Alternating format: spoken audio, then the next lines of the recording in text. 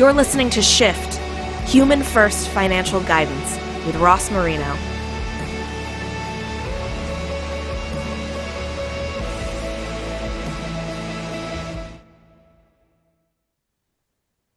Today, we are shifting the conversation with Dr. Brandy Baxter. Hello. Hey, Ross, how are you? It's great to see you again. I had the pleasure of meeting you by Zoom a few months ago, and then I actually got to meet you in person. You are in Texas, and you came down to join us at Shift. So what was that like? Oh my gosh, it was awesome. I remember as I was getting ready to walk into the conference center, it hit me all of a sudden that I didn't know anyone there. I knew two of the speakers, and that was about it, which was a little odd for me because I tend to go to conferences where I know people. And so walking in, I sat at a table, and honestly, I'm a little introverted. So it was just this sort of self-talk moment where I had to say, jump on in here, Brandy. But because my background is in personal finance and the financial planners have the similar background, I was able to find a common thread and jumped into some great conversations, met some amazing people. I feel like I left with 5 friends, 3 lunch dates, and like the rest of my whole year is already planned out simply because I attended the Shift conference. And that's outside of the amazing content. Oh my gosh, the presentations were just amazing. And I feel like I'm on the spot. I should have been more prepared, and I will be, Ross. I'll look these names up. But I attended some super cool sessions and learned about the brain. I learned about behavioral finance, and I learned about how practitioners can model their businesses, different business models, just a lot of really great things for the financial planning profession. And I'm super excited that this audience leans into really understanding the customer experience first and leaning more toward a customer-centered design versus exclusively focusing on, here's my product, here's what I'm going to do for you. But just that conversation about recognizing that our clients really have value that they're bringing to the table, and not so much that they need us to solve the world's problems for them, but they really just need us to resource them and focus them and help them accomplish the things they want to accomplish. So it was a great conference, and I look forward to attending next year. Yeah, I'm looking forward to it as well. Look forward to see you there, and we will definitely have you on the microphone next year, and we'll talk about that in a moment. But before we dive in, a lot of people at the conference, you of course did know them. They may not have known you. So how about you take a minute and introduce yourself? Yeah, so I'm Brandy Baxter, Dr. Brandy Baxter. I'm a financial counselor, coach, and recently self-proclaimed a financial futurist, which simply means that I work with clients who are finding themselves struggling with managing their day-to-day finances and leveraging what I learned in school as foresight practitioner. I teach people how to think toward the future. And so really taking strategic planning and goal setting to another level in the space of personal finance. And I've been doing it for about 6 to 7 months now. So I'm brand new at it, kind of an emerging experience for me, but I am having so much joy talking with others and helping clients really think about their money differently. I live here in the Texas area, Dallas, Texas, and I have 2 daughters and a husband. And I really feel that my approach to personal finance is based on my personal experience first. And I always think about, if I were in my client's shoes, how would I want someone to talk to me? How would I want someone to be with me? How would I want someone to make me feel at the end of our engagement? And so rather than leaning in from I'm the professional, I try to put myself in their shoes first. And that's what I use to leverage and to anchor me when I'm with my clients. Yeah, it's a great way to explain it. I love financial futurist. I immediately wrote that down, and you can't just throw that out without me following up. So as a futurist, I'm thinking you're putting yourself in people's shoes. You want to help them think towards the future. This isn't instinctive for a lot of people. It's challenging for a lot of people. What do you think are the big roadblocks to that? So it's interesting, as one of the only creatures on the entire planet that has the ability to even think to the future, we have somehow allowed ourselves to diminish that skill, to diminish that ability. My personal opinion is that we have allowed our language to confine us. So for example, we use phrases like YOLO, you only live once, or why put off for tomorrow what you can do today? So we have a very present centered culture that really encourages us to enjoy our today. And because tomorrow is unknown, because tomorrow is unmapped, we have nothing tangible to anchor us to tomorrow. It's very, very easy to dismiss it. In fact, I heard Dr. Mary Carlson talk about the ostrich syndrome, where we bury our head in the sand like, well, tomorrow's problems will solve themselves. And unfortunately, many of us, we learn this skill very early, the ostrich syndrome, or to leave it for tomorrow, or not to worry about tomorrow. We learn that very early, and it just journeys with us into our adult life. And when we're in a very consumerist society where everything is about the latest, the greatest, you have to have it now, it's so easy to just fall into that type of thinking. And it's really counterculture and against the grain to say, let me pause, let me reflect, and let me focus on my tomorrow. Because while I don't know what it will bring, I know that it's coming. And so as a futurist, my goal is to help clients really learn how to exercise that muscle of forward thinking and to create options to help them be prepared for an uncertain future, because it is unexplored. We don't know what's going to be there. So we kind of do these different scenario plans to say, if this, then that. So you're ready for whatever may come. That's a great way to approach it. So let's, and as you probably noticed, we don't have a script. So how about of course not. I know you've met me, so not a shock at all, right? So let's shift though to, we're going to talk about DEI, but when we first spoke, you didn't just talk about DEI, you mentioned DEIB. Yes. And I remember thinking, what's the B? So what's the B? Yeah, so just to help the audience listening, here's a little bit of a transition.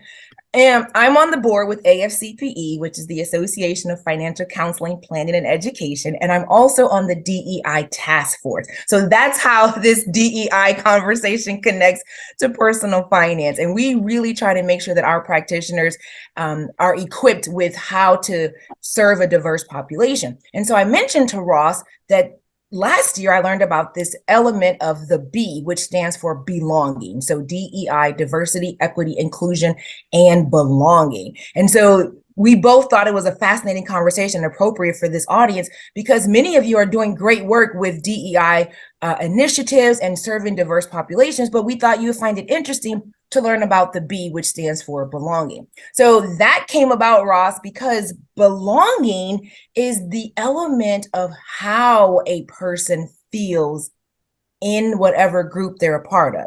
Now, just as a caveat, most DEIB conversations stem from workplace experiences. However, I believe that we can take what we learn from workplace experiences, and if you're a solo practitioner, frame it through the lens of my client, right? So rather than thinking about DEIB from the standpoint of my coworkers, I now can think about it through the lens of my client experience. So let's say I'm a solo practitioner, right? Mm-hmm. I'm probably not going to hire anybody. And you just mentioned this, you're talking about the client experience. That's something that I'd love to do. And maybe I'm not sure how to do it. How about you give some maybe examples of, if you're going to do it, this is how it's being done, or this is what companies that are doing this well, this is how they're doing it. Yeah, certainly. So belonging really speaks to how a person feels. So diversity looks at the demographic. Do I have a diverse people with different demographic makeups? Equity stands for the equality of it all. Am I giving everyone a fair opportunity, equal access? And then the inclusion is, am I making sure that everyone has a voice at the table? Belonging says, do I make sure that those who have an encounter with me feel valued? So I think about this as like a football team. So I'm a football fan, and there's the two sides. There's the defense, and then there's the offense. But at the end of the day, it's one football team. And so wearing that jersey, that says I belong to the team. However, that means I'm included. But the feeling of belonging is simply, do I feel like when we're in the locker room, am I part of the conversation? When I look around, Do I see a place for me to jump in and belong? And do I feel accepted? And do I feel valued? Now, we all have had this experience. When you're the opposing team, there is no belonging, right? So on a football field, the opposing team, they don't quite feel like they belong. The colors don't make sense. They don't match. The cheers are not for them. They're actually against them. And so the person or the football player that's on the opposing team, they may feel that they're in a diverse environment, right? Because everyone's from different demographic backgrounds. They have equal access to the field because, again, they're a player, so they have access to the field. And they're included because they're wearing their team's jersey. But the belonging element, when you're not the home team, when you're the opposing team, the belonging element is missing. And so when you're looking at how do I work with my clients, think about your practice. Do you have art on the wall that really speaks to multiple different people? Do you take the time to listen to the way your clients are communicating and try to use language that matches theirs in pitch, pace, and tone? For example, I am always accused of using, as my husband calls them, 25-cent words, right? Like, don't use all this heady academic language. Take a breath. Listen to the way your clients are speaking and reflect that language back to them.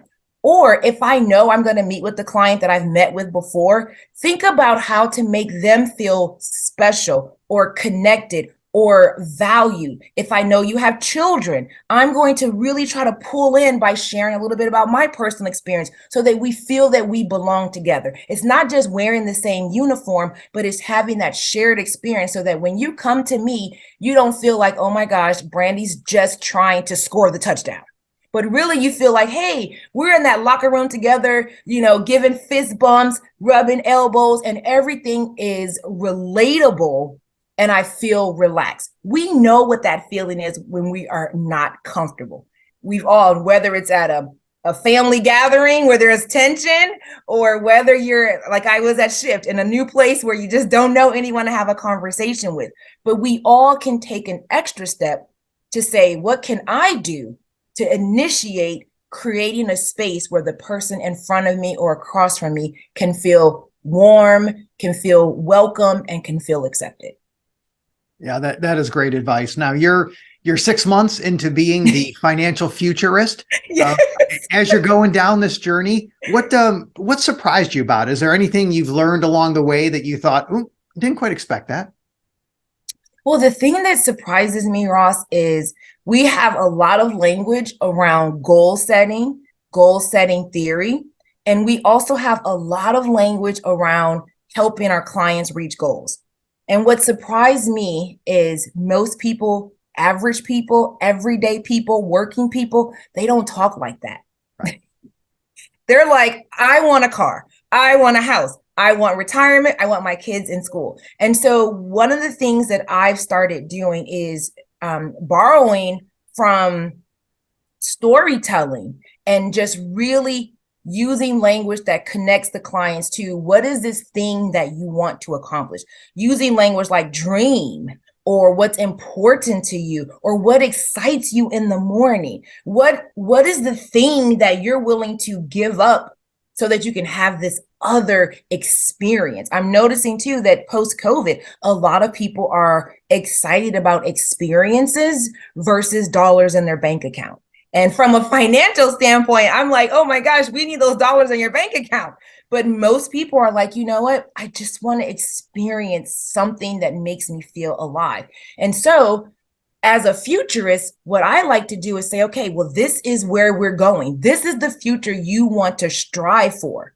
So let's put all of the other things in place to make that happen. What are the many sacrifices you need to make today so that you can experience that in your tomorrow? So by creating this story around what their future can look like, it really takes it from being something that's pie in the sky to actually pie in the hand, because now they're like, I know what I want. I can feel it. I can taste it. And I even do that in one of my exercises is we take the 5 senses and we touch on each of the senses to craft this vision that you want to have for your financial future.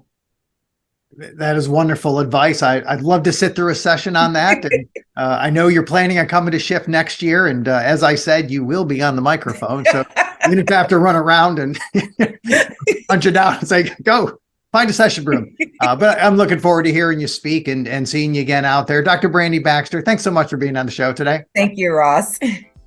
Thank you for listening to Shift with Ross Marino. Please visit humanfirst.live to learn more. This show is for general information purposes only and is not intended to provide recommendations or advice. Speak with a legal, tax, or financial advisor before making any decisions. Past performance references are historical and do not guarantee future results.